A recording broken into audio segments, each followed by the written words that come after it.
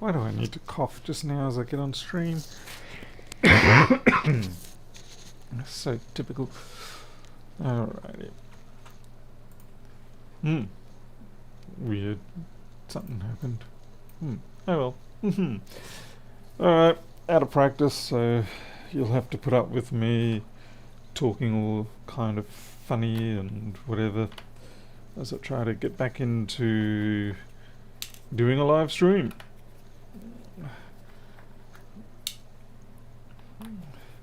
So we've got a 2141 machine here, which is the ones that really love to just take out their SSD VREGs and drop dead.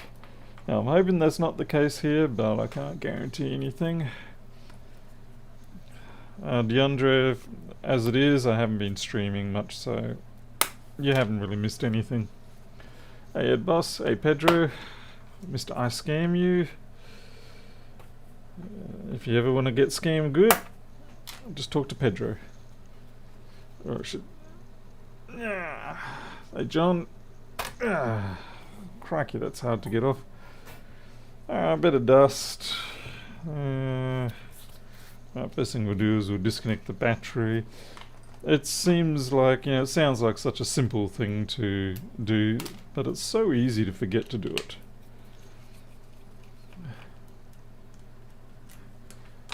Seriously, Miles, you don't see many of the 16-inch? Crikey, we'll get them all the time. All the time. Probably because a lot of the B2B work that I'm doing is coming from a place that it's all data recovery, so I don't tend to get the machines unless all else has failed, essentially. Okay, damn it, glasses are jacked up too. I'll show the USB-C current meter later, but you can actually see it at the moment flickering away up here on the screen. It's currently charging something.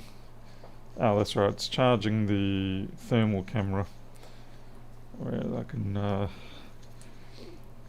so this is the thermal camera being charged. If I disconnect it, you can see it just goes straight to 0, so it's actually functioning as planned.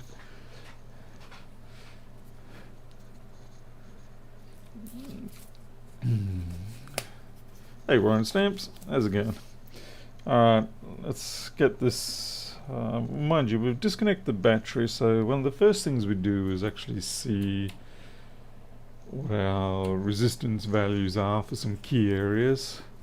DeAndre, I'll show that in a bit, and we can all have a look later. Let's see. Okay, that's good. That's good. These are 600s, but we do have this over here as well. Fingers crossed this one's also in the 600s, if I can remember which one's which. Yeah, you're the wrong one. I think this is it. 600. Alright, that's a good sign. Looks like at least we may not actually have an SSD issue. We might, but it might not be a critical one. I don't know. Basically, when you get these machines, once you disconnect the battery, the first thing you want to do is always check the resistances for your 2v5 rail. Before you do anything else, don't power it up, nothing. Just disconnect the battery, measure those rails. If they're over 600 or really over 400, then you've got a chance that you might have a win. It might just be a normal board fault. If your 2v5 side is almost like a hard short, then you might have a chance still. It might just be a cap being shorted out due to corrosion. But if you see something like 2 through to 8 ohms of resistance, then you may as well just pack it up in many cases. Don't count your chickens before they hatch. Well, I completely agree. That's why I'm still disassembling it. I'm just hoping that this is not... So typically these machines arrive as... Ah, crap, where did that come from? damn it. Typically these machines for me, this isn't actually from my business to business place, B2B place. This is a normal customer. So there's actually hope.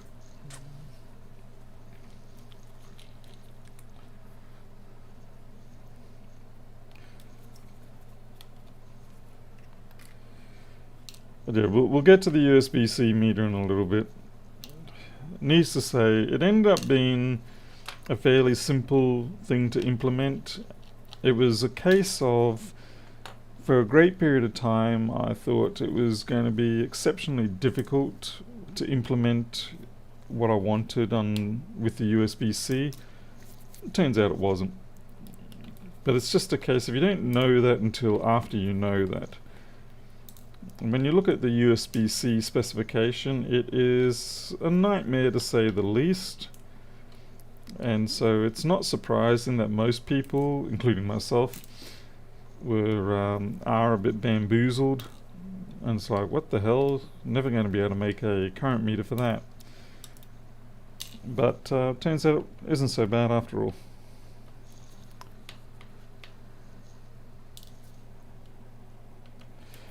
I mean, there's some improvements I've yet to make.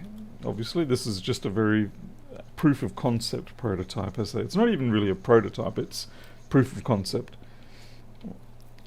After proof of concept, you create your first real prototype, and you do a few of those, and then you consider going into production.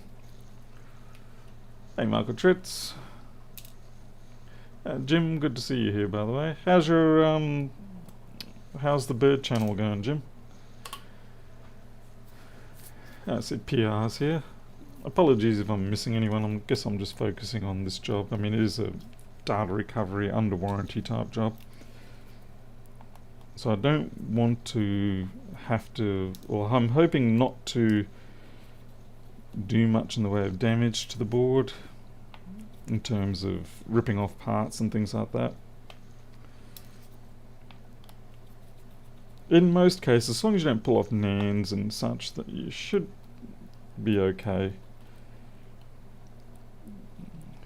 Because what often happens is people want their data back, but they also want a new machine. So they need you to carefully resolve the issue. But, so if you can't get the data off, at least they can then take it back and get a new machine. But if you go along and rip off all sorts of bits and pieces, and the Genius Bar looks at it and sort of goes, so they look at it and sort of go, well, no. You know, then not only have you lost your data, you've also lost your warranty. Obviously, if it's a liquid damage situation, you're not going to get that warranty in the first place, but in many cases, you know, if it's just a spontaneous failure, which does happen, particularly with the, you know, capacitors, then it'd be nice to get your money back, or a new machine. Hey, Keith McDermott. As well, you know, I've been keeping very busy. It's actually been quite difficult to find time to do things other than the jobs. Even whenever the locals ask me to do certain things, I'm just saying, look, I just don't have the time anymore. Unfortunately, there's another chap that's picked up doing a bit of IT stuff in town, so I'm just throwing all the jobs over to him, and I'm more than happy for it.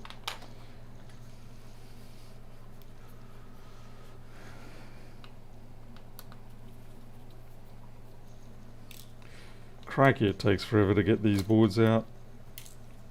This is half the reason things cost more on these boards, is it just the sheer amount of extra labor involved in getting them out safely.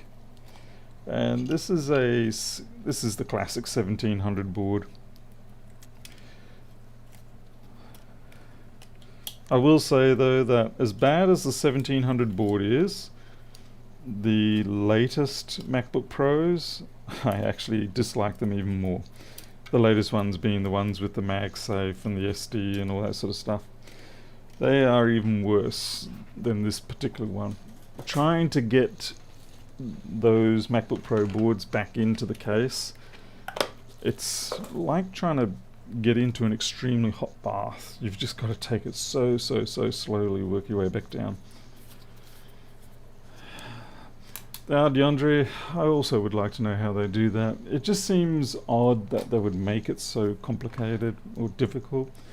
Obviously they would prep certain things, but even with prep work and bits of tape holding back the connectors, it's still a schlep of a job. Hey Hectic, I'm boss. How's it going, boss? Alright, so straight away I'm going to say you're a bad looking cat. I sort of habitually went to this area. This is directly on the opposite side of that there. Not saying that's the fault. I actually kind of hope it's not in some ways, but anyway, we'll keep looking around. It may be just borderline. The reason why I'm a little bit scared of it being that is because if you get a corrosion fault like that, though it doesn't look like it's gone too far, they tend to eat their way into the circuit board, and you end up with a situation where let's see, there's more over here. You end up with a situation where the board internally is damaged and you basically up the creek. Oh wow, oh that's a different one. Okay, I have a feeling that there is likely our culprit. Hey Kenny Whidden, hey one way. Yeah, that I would say is most likely our culprit. The others are culprits to be. But yeah, most of these 1700s and 1041s are suffering this sort of problem, and it's a simple-ish issue until it's not. And when I say not, I mean when it corrodes out. So let's see. Probably not going to get any reading because it's corroded off. Yeah. Ah, crap. Let's see what rail that one is. The NAND chips get a bit of stain. I think that's probably just a bit of humidity. I'd say, you know, just specks of dust and liquid gets on it.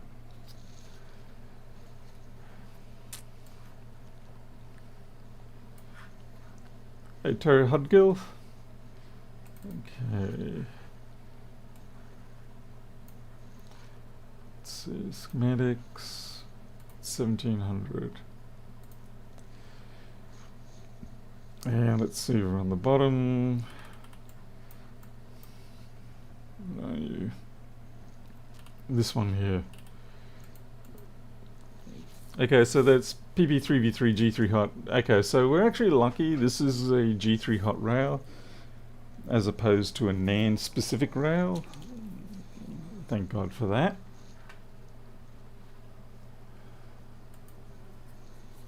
I'm just going to double check on this cap here. Okay, so it's a solid ass short. And I'm just going to check 9500. Have a look here. Okay, so let's see, what are you? PMIC U9500. Okay, yep. Okay, so that cap there is feeding this chip here. And so it's shorted, which is preventing this chip getting power, in theory.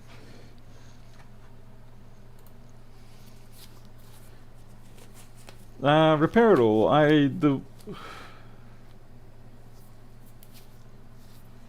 Let's see. Yeah, whatchamacallit, damn it.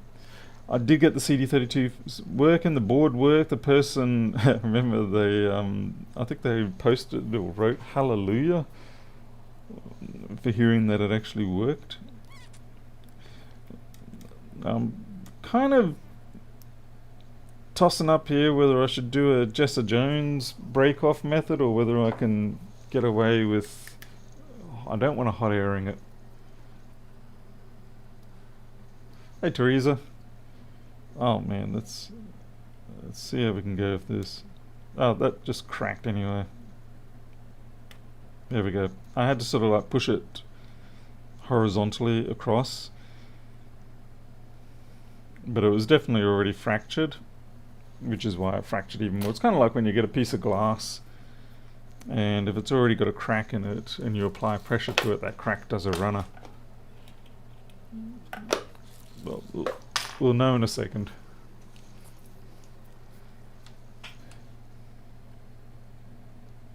And short is cleared, and we're up to 700.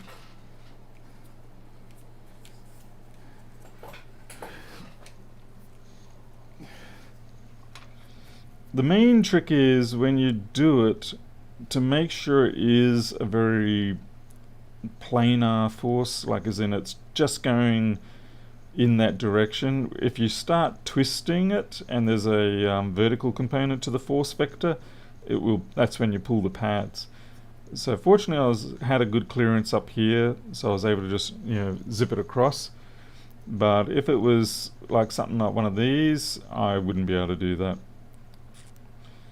I'm going to decide whether that's worth replacing or not.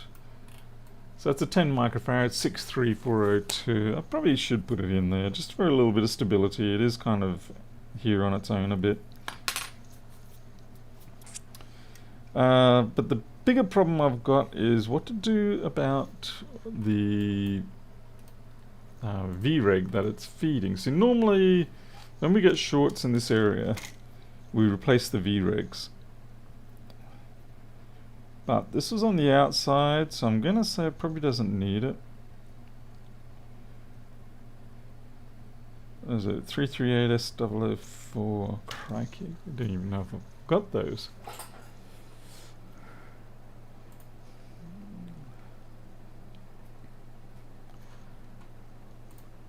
Schematics. Let's see. Search.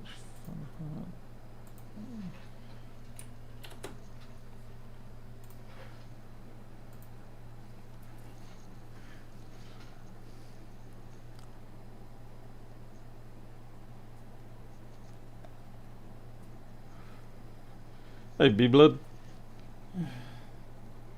Oh, Full Wave is here. Hello, Full Wave Rect. Let's see, 1700. I've got to get rid of these duplicate PDFs. They're useless. It's like, I don't know how I ended up with duplicate PDFs. I shouldn't in the first place, but I obviously did. Let's see. Nope, 928 board. You are not going to be viable for this situation. I don't have enough of these boards. Let's see. You are not either. Nope. It's kind of strange that for all the failures that we get with these models, I actually have very few donor boards for these. It's kind of weird because they're failing left, right and center, but I have no donor boards. Okay, so what do we got? 1949, I definitely don't have. 850, oh really? Mind you, the 850 is deceptive because my brain initially tells me that...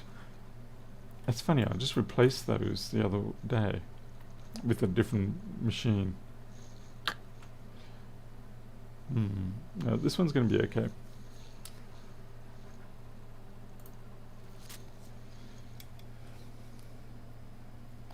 I think what we'll do is we'll power up. Mind you, I do probably want to address the situation. So we do have these other caps that are looking a bit dirty. I think it'd probably be a good time to get rid of them.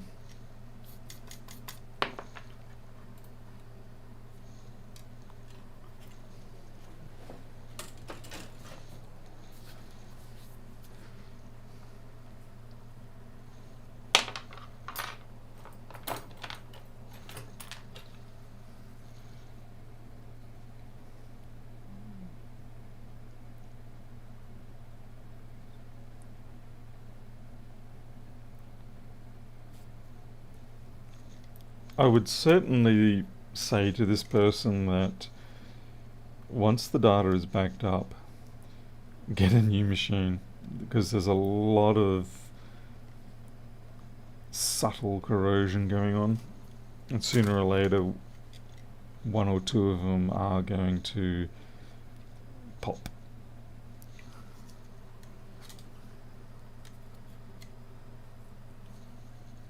Like that one there, I mean, how far, that's just like, that's borderline. I can almost guarantee when I fire it up with the activity, that will go bang.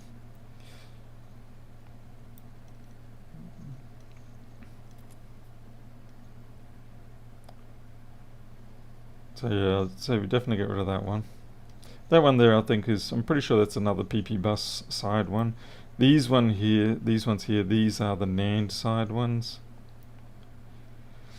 Now what can often happen, or I shouldn't say often happen, but what can happen is these ones can get shorted, and then people remove the shorted one of them. But the trouble is, because of the short, it damages the regulator.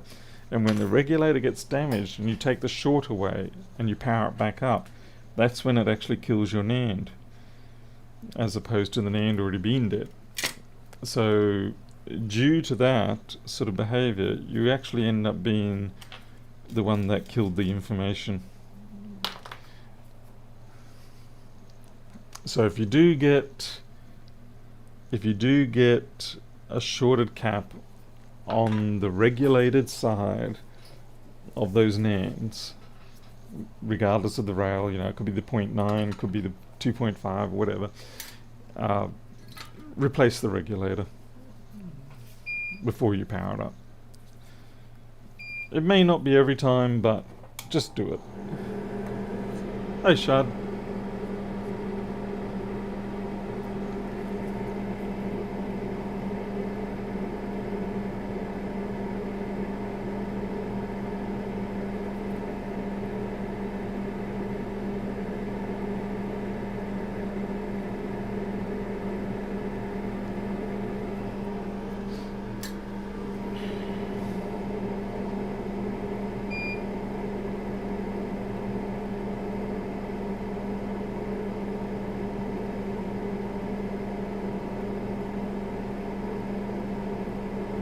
God damn it, it's not going to come off. I was really hoping I wouldn't have to hot air it, but it looks like I'm going to have to hot air it.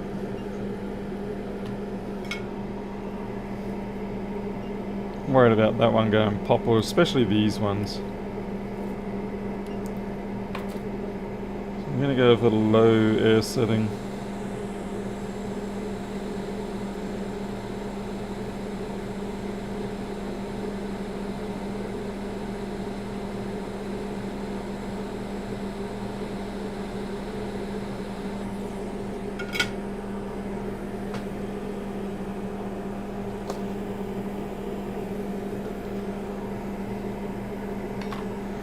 See what that cap was. I have a feeling it's something. I'm not even going to guess.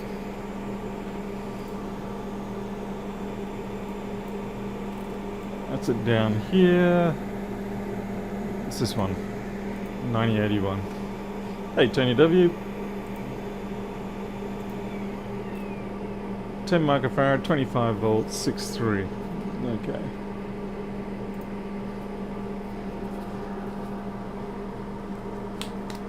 Yeah, I didn't want to push that soldering iron tip because it is a micro pencil tip, and it is the smallest micro pencil tip that you can actually get.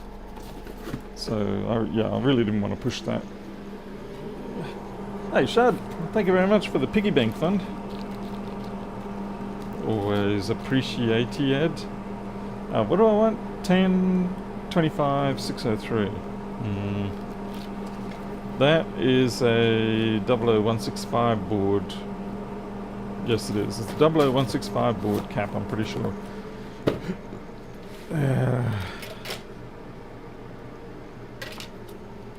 Just give me a second. How many of these do I have? Too many. Oh, Anel's here. Hello, Anel. How are you, Anel?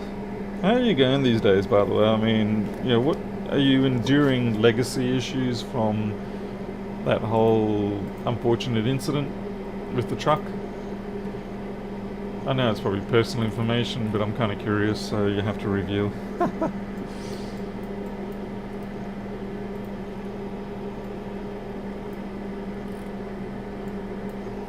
Yeah, these are 10 microfarad 25 volt 603s.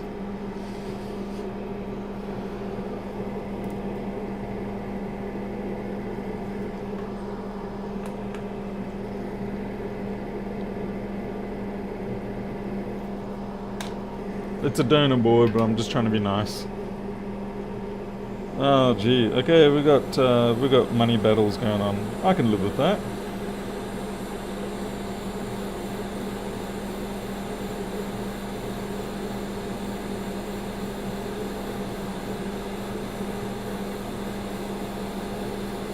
iPhone 6s and A1466 boards have excellent number of resources on them for this sort of work.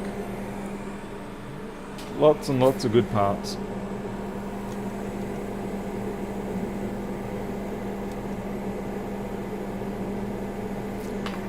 I might just resolder that section because right now that's going to be a mix of leaded and unleaded. And so just wait for the iron to heat up before I do that. Thank you. Some ugly solder there. Give it a little bit of flux, which will make it happier once I reflow it.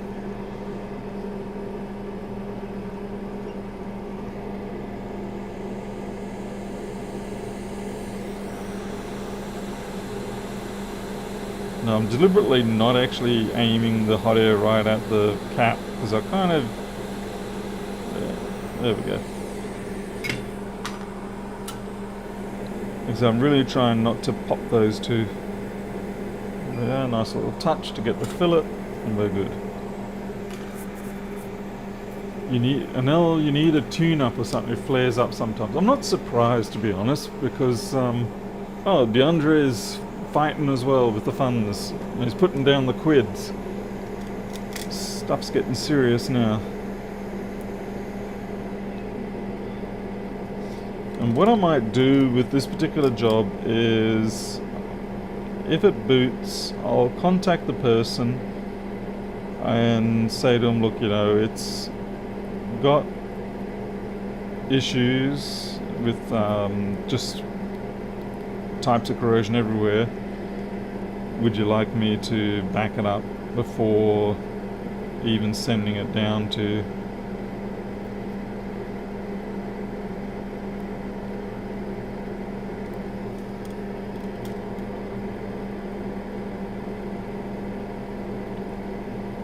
Because at least, yeah, you can use CCC or what is it, Carbon Copy Complete or whatever it is, and it does a good job.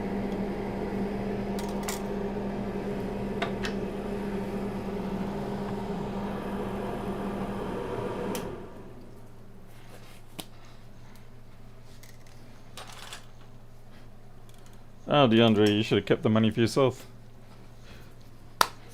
Alright. Looks like I better turn on the extractor again. Fan. What am I saying fan for? I meant this. What do you call this? Paintbrush. Brush.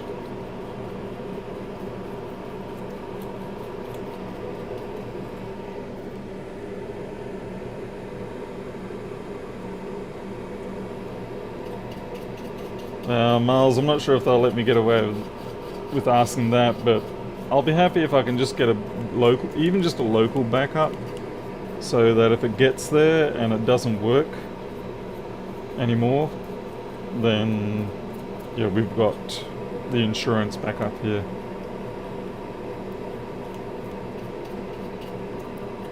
I do that with as many customers as I can.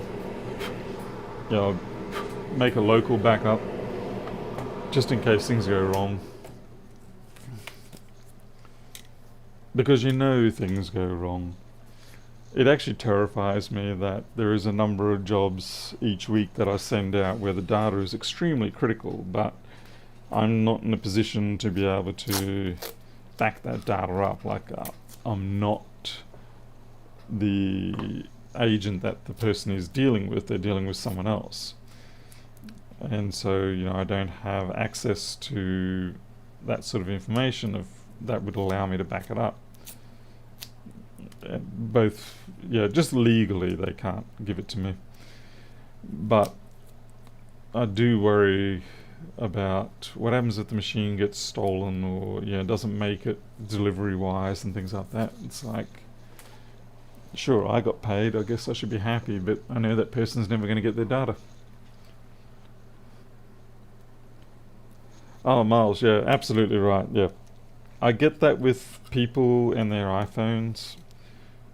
It's like you tell them when you hand it back to them, you say, now back this up, set up your iCloud, back it up tonight when you get it home, or whatever, and so you don't ever have to do this again.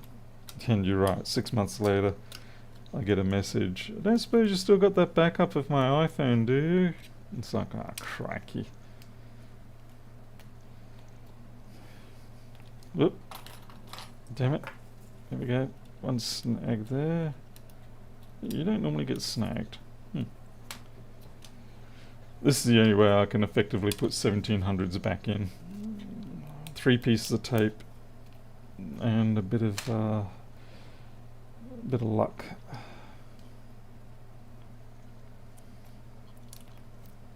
There we go. I've moved to using masking tape because it's easy to tear and it's cheap.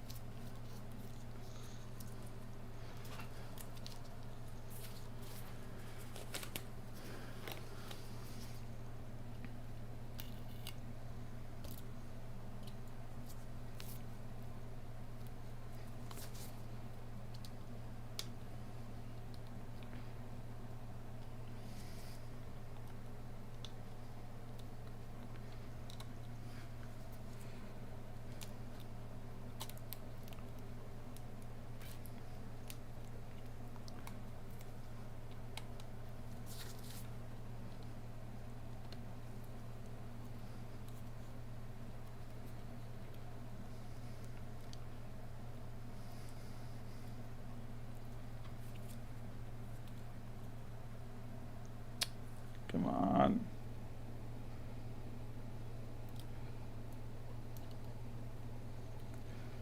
It's funny, my heart rate's actually picked up a little bit. I'm kind of half nervous about this one. I don't know why. Some jobs you just start getting the jitters with, which is not a good thing. Yeah, the last thing you want is your heart surgeon deciding, whoa, baby, I can't steady my hands here. And then you hear the whoops, and he's like, yep, that's it, I'm dead.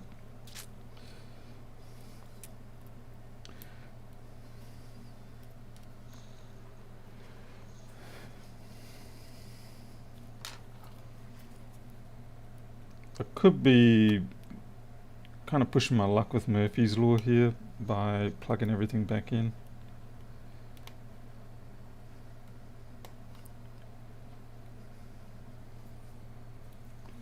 But we haven't screwed everything back in, so we're just going halfway first. It's the first date. Still gecko season. Not quite, no. It's a bit cold for them. They're still around, but not quite as lively as they can be.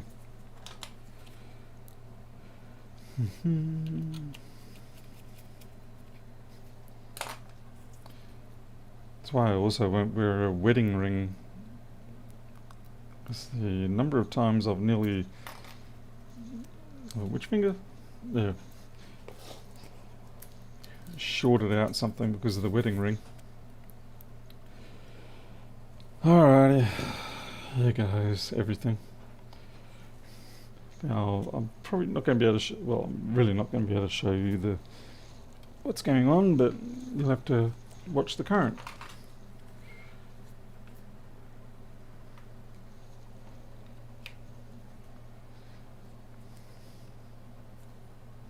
Okay, 20 volts. great. Why is the meter not going? It's turned itself off. That is a very good sign.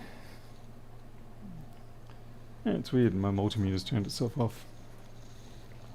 Not the multimeter though. There we go.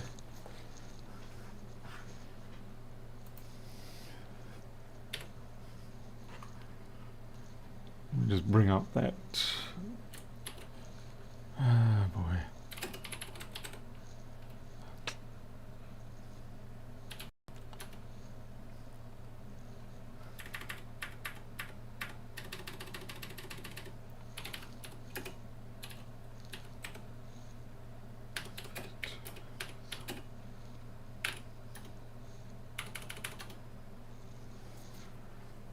Alright, there you go. You can see it is in fact up and running, and I've got the person's thing. You can actually see the touch bars alive, so we had a win there. This person's going to be very happy. I'm still probably going to suggest that they actually move to a new machine, simply because of how fault prone these machines are, just purely because of design more than anything else. So we're going to shut that down, and I'll pass on the good news to them.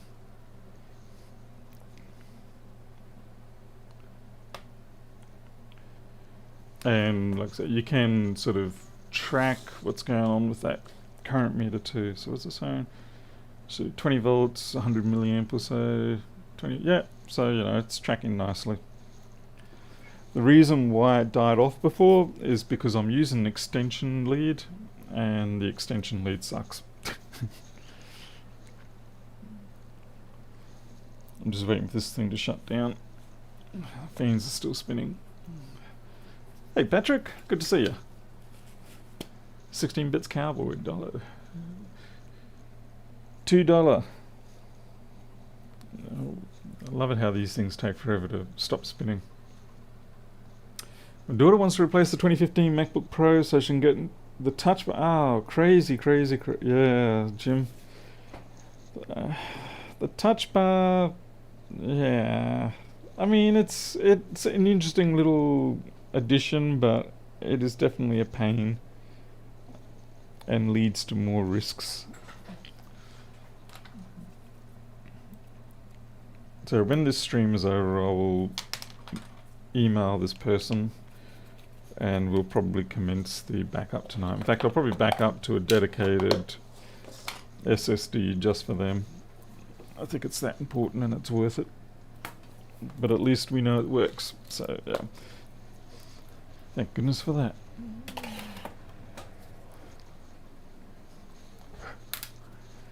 Hey Godfrey Allen, where are you from? Jam down.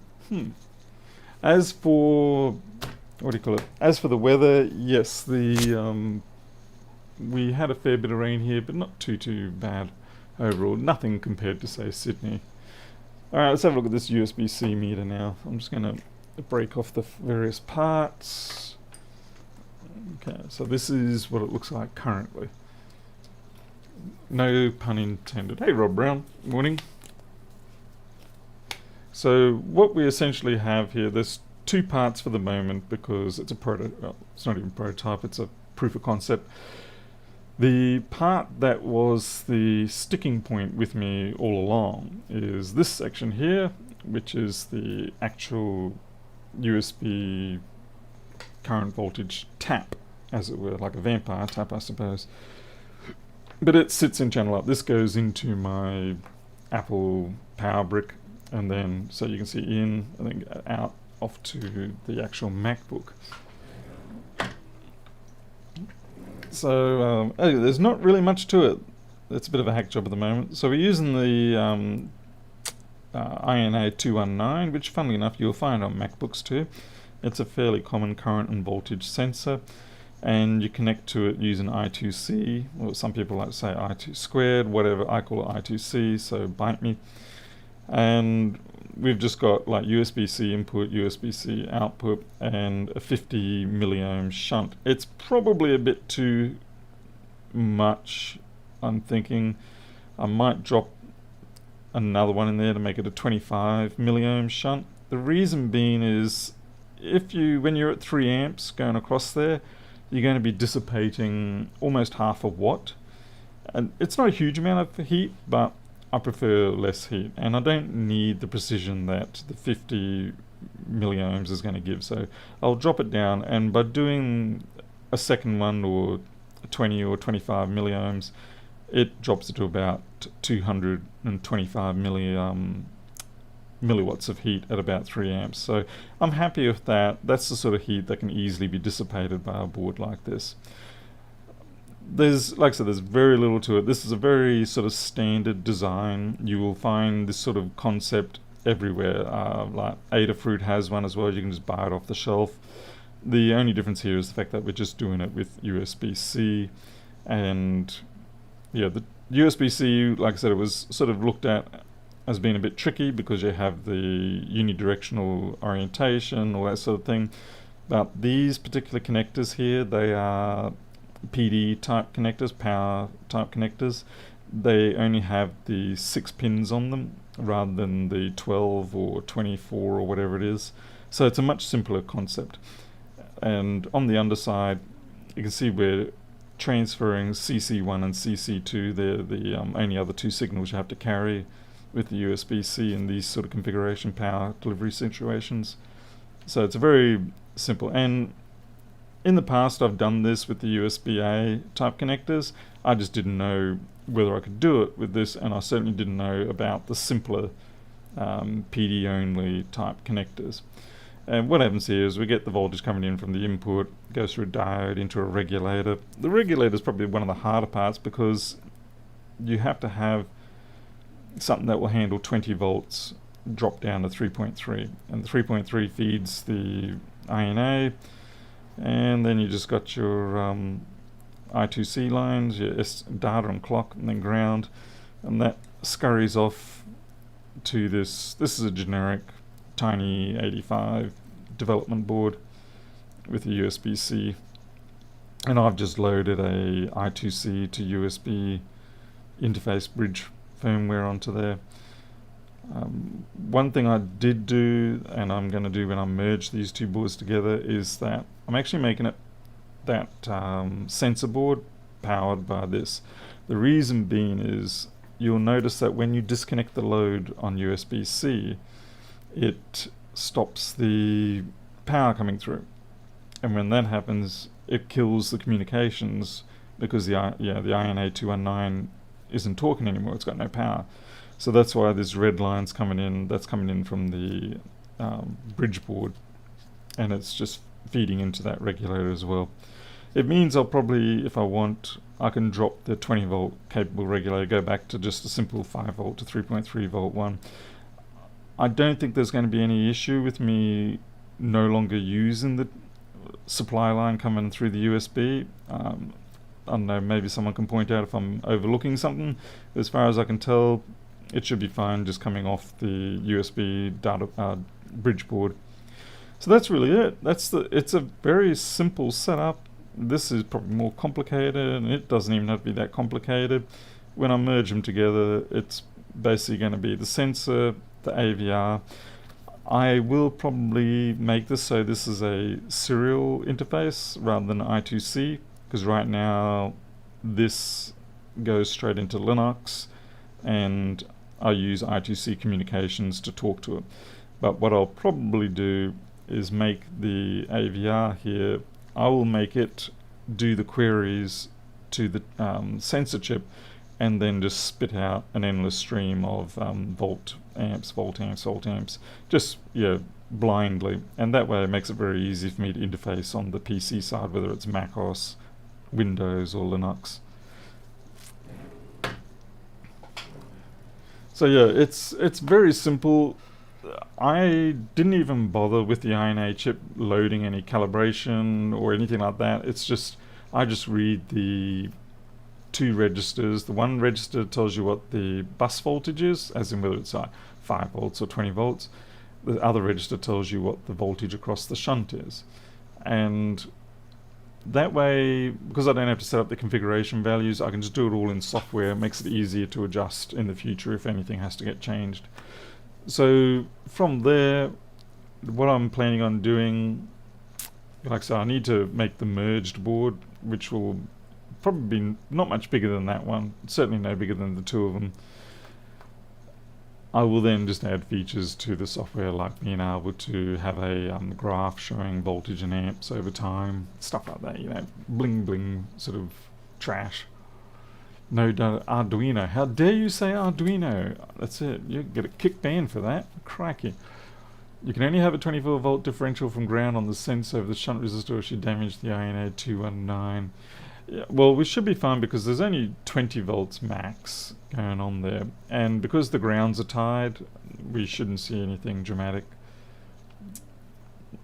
Shouldn't. Certainly no worse than any other, but yeah, I don't think I've ever seen USB-C ever go over that.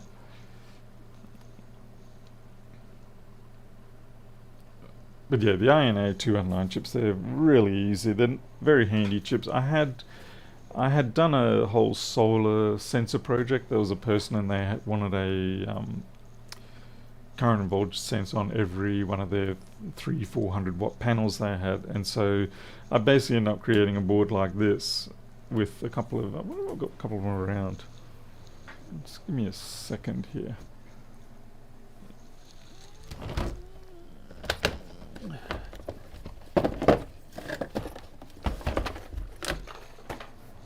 This might be them.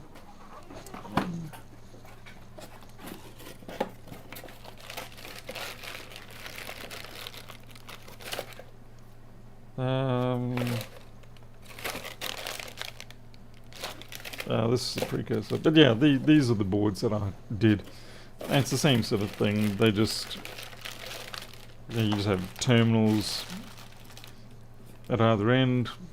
The A2141. It's a great little chip. A nice cheap sensor that does a really good job.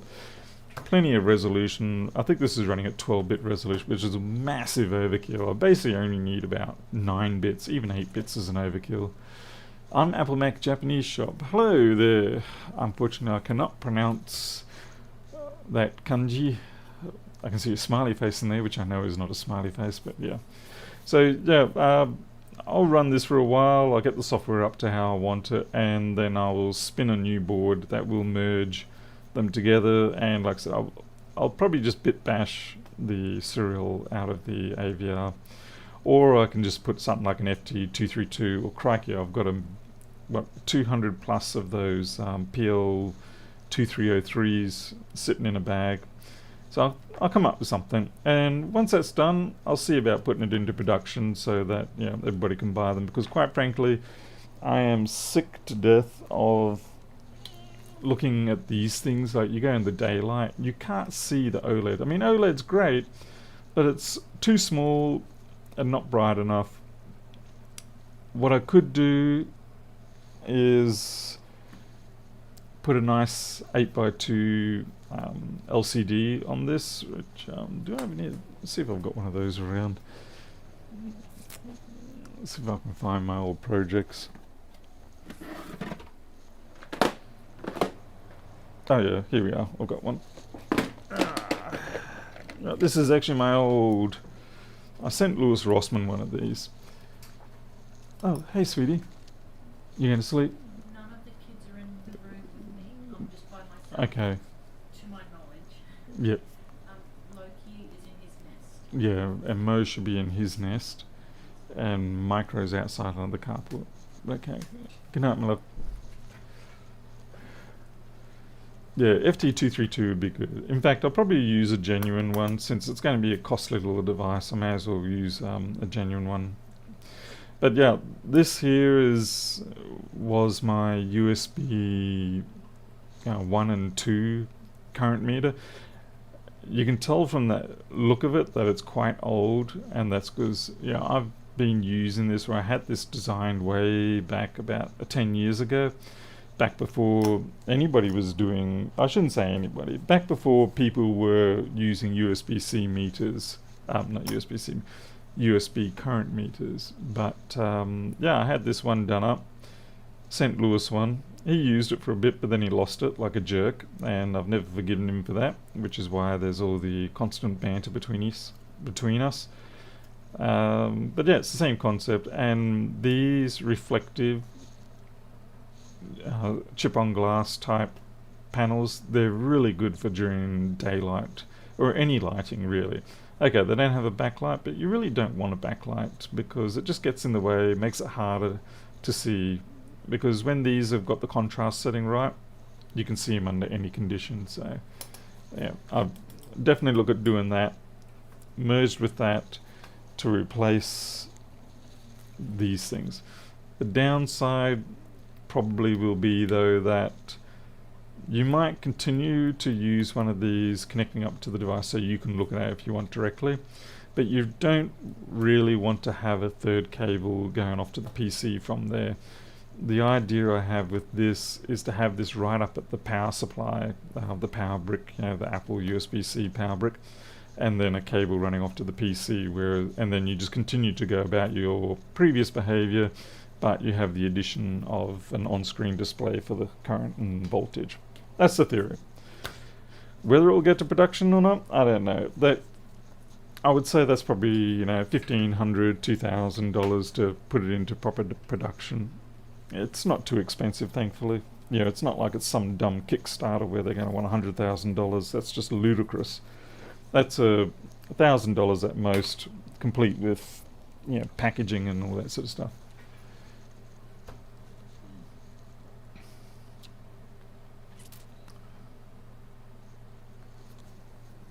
I'm gonna have to come up with a name I can call Mr. Japanese Kanji. Maybe I'll just call you Kanji. That's not really very appropriate, but yeah. Godfrey Allen, it will get to production because you need one. Well, I've only done about 4 or 5 proper full production things. Most of my stuff tends to get to this sort of stage where I can sell it, it's usable, but it's really only going to be usable for techs and things like that. It's not really a consumer product, as it were. And I suppose we don't really need to be a consumer product. It's going to be like the people who buy these kind of daughter boards and things like that. So yeah, maybe that won't be too bad as long as I have a website and things like that. We'll see how we go. It might not go anywhere, but I'll call you Kanji. Okay then, that's good. Alright then, well listen, I'm out of here. That job is done and that empties my queue for the night. And I'll go and message that person. They'll be eager to hear the success. I'm sure they'll sleep better for it. But thanks everyone for being here. Always appreciate it. I do apologize again that it's pretty slow in terms of I don't get to YouTube very often. It's just the nature of the work I'm doing at the moment. If I want to be able to do these sort of developments, then that cuts into my YouTubing time. I suspect though you would prefer that I get these things done and then YouTube rather than not getting them done at all. So anyway, I am out of here. You'll take care. I'll see you next time. Thanks again for watching. Catch you later.